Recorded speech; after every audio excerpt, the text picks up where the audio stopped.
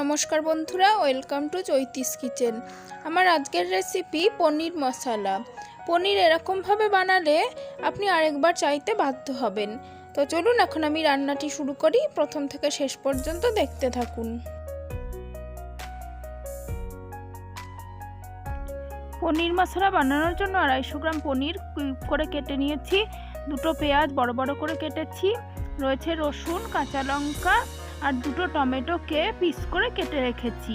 আর নিয়েছি দুটো আলু ছোট করে কেটে নিয়েছি। এই দিয়ে সমস্ত রান্নাটা আমি করব। রান্না করার জন্য প্রথমে পনিরগুলোকে একটু ম্যারিনেট করে নেব। দিয়ে দিচ্ছি পরিমাণ মতন হলুদ, তারপরে দিয়ে দেব পরিমাণ মতন লবণ, তারপরে দিয়ে দেব একটু কাশ্মীরি লঙ্কার গুঁড়ো, আর দিয়ে দেব অল্প একটু জিরে ধনের গুঁড়ো। এই সমস্ত দিয়ে পনিরটাকে কিছুক্ষণের জন্য ম্যারিনেট করে রেখে দেব।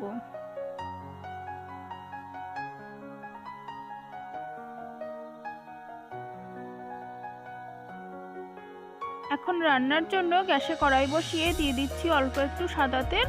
তেলটা গরম হওয়া পর্যন্ত অপেক্ষা করব। তেলটা গরম হয়ে গেছে। এখন আমি দিয়ে দিচ্ছি কেটে রাখা পেঁয়াজ, রসুন, কাঁচা লঙ্কা আর টমেটোটা। এই সমস্ত কিছু একটু হালকা করে ভেজে নেব। এই সমস্ত উপকরণগুলো ভাজা হয়ে গেলে তারপর এগুলো ঠান্ডা করে পেস্ট করে নেব। আপনারা যারা রান্নায় পেঁয়াজ রসুনের উগ্র গন্ধটা পছন্দ করেন না, তারা এরকমভাবে রান্না করে দেখতে পারেন। রান্নার টেস্টও খুব ভালো হবে আর খেতেও খুব ভালো লাগবে, আর পেঁয়াজ রসুনের উগ্র গন্ধটাও থাকবে না। আর তাছাড়া এরকমভাবে পেঁয়াজ রসুনের রান্না করলে আমাদের যে বদহজমের সমস্যাটা হয় সেটাও হবে না। তো দেখুন, পেঁয়াজ রসুনটা আমার হালকা করে ভাজা হয়ে গেছে। এবার নামিয়ে ঠান্ডা করে পেস্ট করে নেব। এখন একই কড়াইতেই আমি দিয়ে দিচ্ছি আরও খানিকটা তেল। তেলটা গরম করে নেব।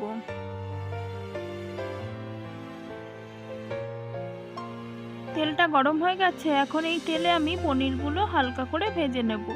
পনির ভাজবার সময় গ্যাসের আঁচটা কমে রাখতে হবে। আর পনিরগুলো খুব বেশি লাল করে ভাজার প্রয়োজন নেই, কারণ পনির খুব বেশি লাল করে ভাজলে শক্ত হয়ে যেতে পারে। তো সেই জন্য আমি পনিরগুলো হালকা করে একটু ভেজে নেব। পনির রান্নার আগে সবসময় যদি একটু ম্যারিনেট করে নেওয়া হয়, তাহলে পনিরের টেস্টটা বেশ ভালো আসে। সমস্ত পনিরগুলো আমার খুব ভালো করে ভাজা হয়ে গেছে। আমি তুলে নিয়েছি। আর এখন ওই তেলেই ফোড়ন দিয়ে দিচ্ছি অল্প একটু শাহি জিরে, 3টে ছোট এলাচ আর অল্প একটা লবঙ্গ। তো ফোড়নটা এখন ভালো করে ভেজে নেব। আপনারা শাহি জিরের জায়গায় এমনি গোটা জিরেও দিতে পারেন। ফোড়নটা ভেজে নেওয়ার পরে আমি দিয়ে দিচ্ছি কেটে রাখা আলুটা। আলুটা খুব ভালো করে লাল করে ভেজে নেব। আলুটা ভাজার ফাঁকে আমি মশলাটা রেডি করে নেব। যে আমি পেঁয়াজ রসুন কাঁচা লঙ্কাটা ভেজে রেখেছিলাম সেটা এখন মিক্সিং জারে দিয়ে দিচ্ছি। আর একই সাথে দিয়ে দেব কয়েকটা রোস্টেড কাজু। রোস্টেড কাজু না থাকলে আপনারা এমনি নর্মাল কাজুও দিতে পারেন, তাতে কোনো অসুবিধা নেই। এবার অল্প একটু জল মিশিয়ে সমস্তটা আমি পেস্ট করে নেব।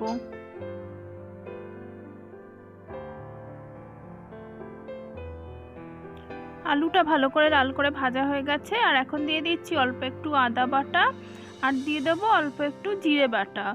আপনারা এখানে জিরে বাটার পরিবর্তে জিরের গুঁড়োও দিতে পারেন।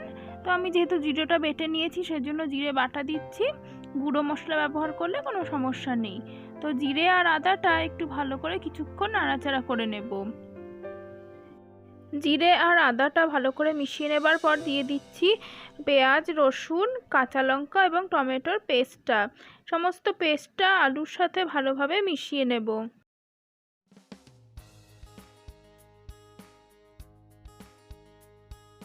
মিক্সিং জারটা ধুয়ে অল্প একটু জল দিয়ে দিলাম। জল দিয়ে মশলাটা কিছুক্ষণ ভালো করে নাড়াচাড়া করে নেব। এবার একে একে আরও কিছু মশলা অ্যাড করব। দিয়ে দিচ্ছি পরিমাণ মতন হলুদ, আর দিয়ে দেব অল্প একটু কাশ্মীরি লঙ্কার গুঁড়ো। আপনারা চাইলে এখানে নর্মাল লাল লঙ্কার গুঁড়োও ব্যবহার করতে পারেন, তবে যে যেরকম ঝাল পছন্দ করেন সেরকমভাবে ঝাল অ্যাড করবেন। দিয়ে দিচ্ছি পরিমাণ মতন লবণ, আর দিয়ে দিচ্ছি পরিমাণ মতন চিনি। এবার সমস্ত কিছু খুব ভালো করে কষিয়ে নেব যতক্ষণ না মশলা থেকে তেল ছেড়ে আসে।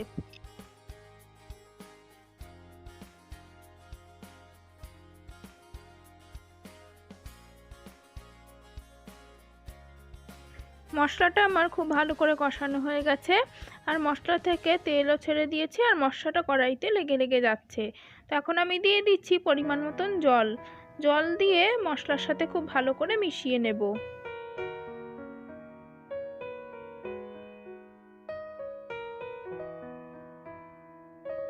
আর এখন পনিরগুলো অ্যাড করে দিচ্ছি। পনিরগুলো দিয়ে খুব ভালো করে ঝোলটা ফুটিয়ে নেব, যতক্ষণ না ঝোলটা ঘন হয়ে আসে। ঝোলটা ফুটে গেছে, তবে আরও কিছুক্ষণ ফুটিয়ে ভালো করে ঘন করে নেব।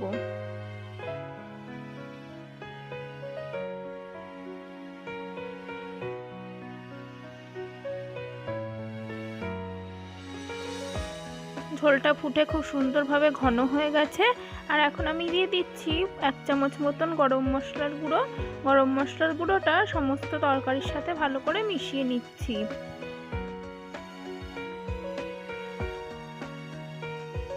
গরম মশলাটা দিয়ে দেওয়ার পর দিয়ে দিচ্ছি অল্প একটুখানি কসুরি মেথি।